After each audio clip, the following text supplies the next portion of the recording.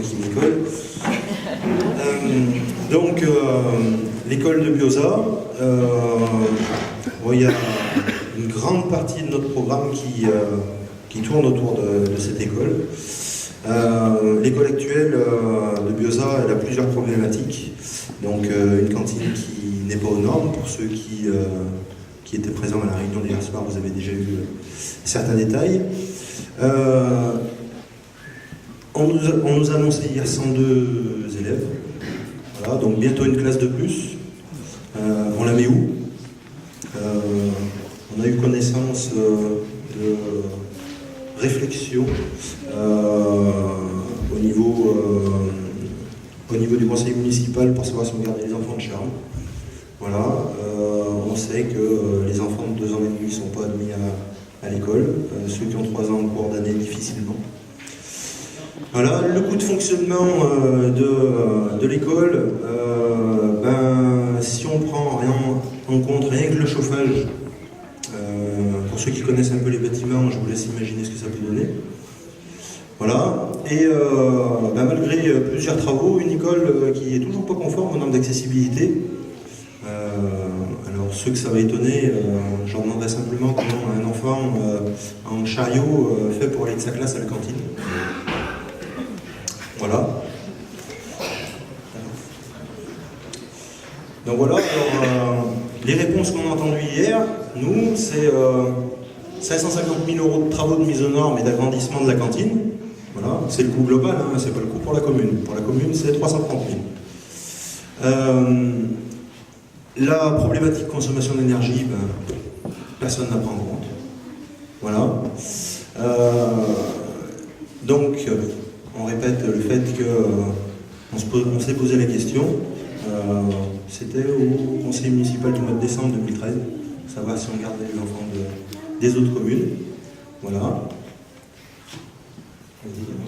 Donc, pour nous, et c'est le point fort de notre programme, le seul moyen de répondre à tout ça, c'est de créer une nouvelle école.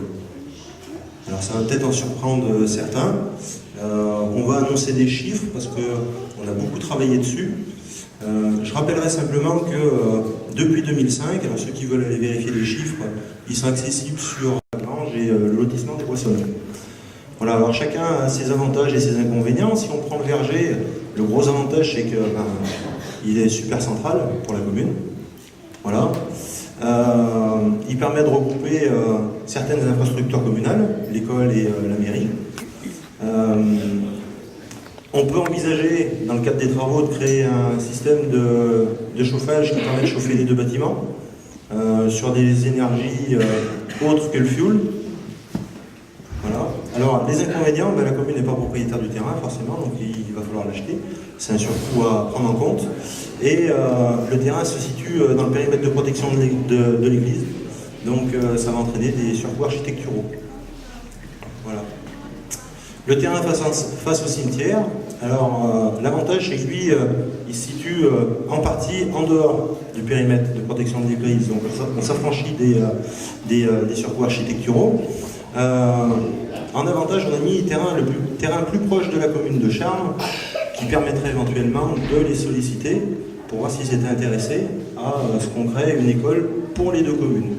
Alors, Gilles, tu me diras si je me trompe, mais il me semble qu'il y a 2 listes à Charmes. Contact ont été pris avec les 2 listes qui nous ont fait sentir qu'ils n'étaient pas foncièrement contre cette idée-là. Voilà. Alors les inconvénients, pareil, c'est un terrain dont la commune n'est pas propriétaire et qu'il faudra acquérir.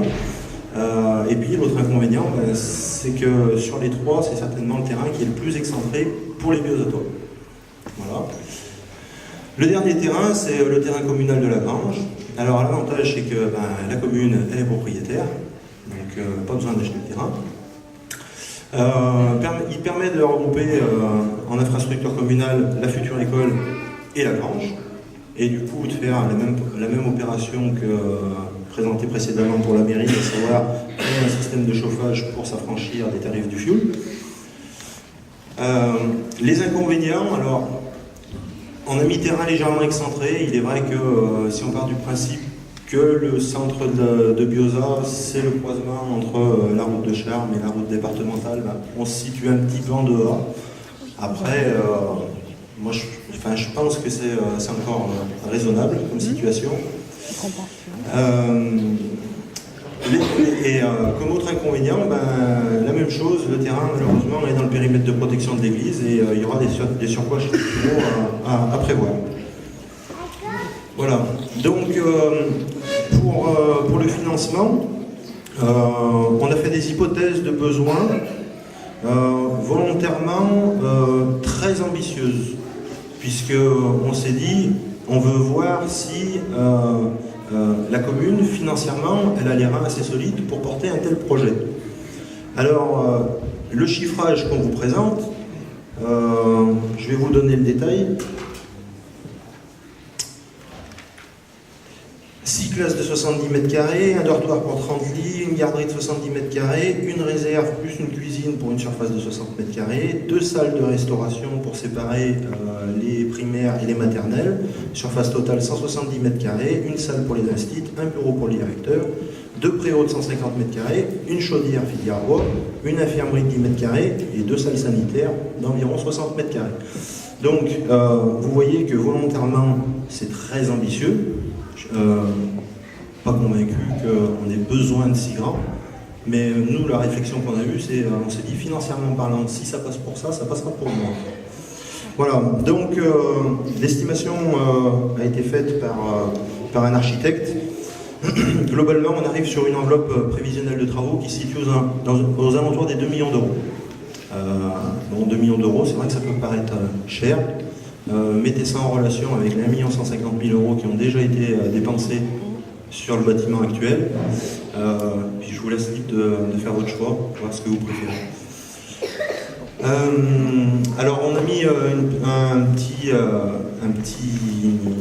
supplément. Donc si on voulait un bâtiment à énergie positive, il faut prévoir environ 300 000 euros de panneaux photovoltaïques supplémentaires. Alors, on est soumis, comme tous les bâtiments neufs maintenant, à la réglementation thermique 2012. On n'est pas loin déjà, avec cette réglementation-là, d'un bâtiment basse consommation. Le fait d'implanter des panneaux photovoltaïques, ça permet simplement que le coût de fonctionnement énergétique du bâtiment ne coûte rien à la commune, et voire même puisse lui apporter un petit pécule. Voilà, alors les subventions. Renseignements pris auprès de tous les services dont nous avons mis le logo.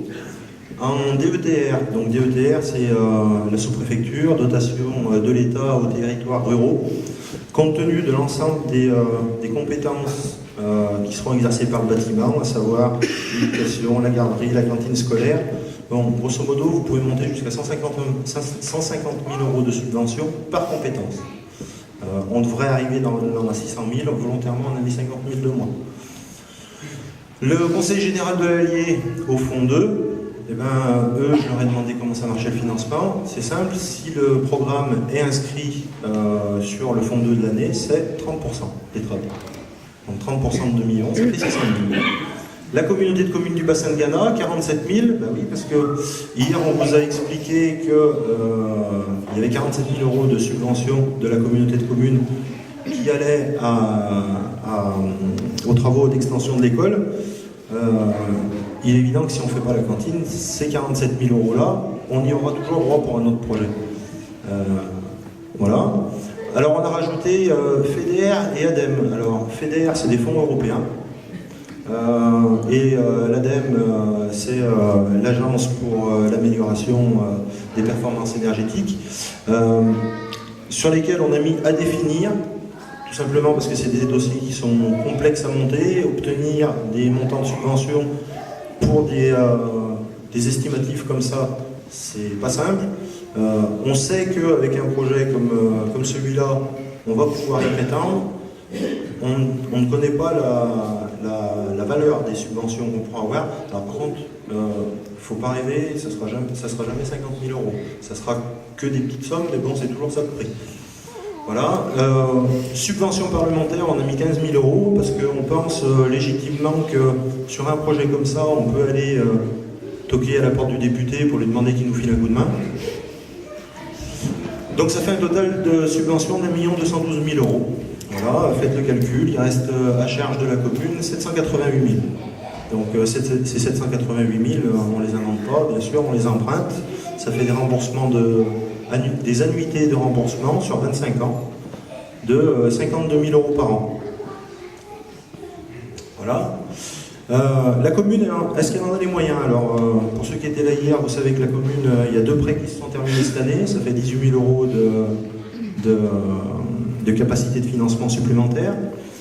Si on part du principe qu'on va faire des grosses économies de chauffage, alors, pour le chiffre, pour la commune, cette année, le montant au budget primitif 2014 pour combustible chauffage, c'est 28 000 €. Nous, on estime qu'avec le nouveau bâtiment, on pourra faire 2 tiers d'économie d'énergie. On a imputé sur les 28 000, 15 000 € à l'école. Ça fait 10 000 € d'économie par an pour le chauffage. Voilà. Cette année, il y a 173 500 € du budget de fonctionnement qui a été reversé sur le budget d'investissement. Il faut enlever les 39 000 € d'emprunt en cours. Quand on aura payé les 52 000 plus les 82 000 d'emprunt, plus les 39 000 d'emprunt, il restera 82 500 € pour mener à bien les autres axes de notre programme. Voilà.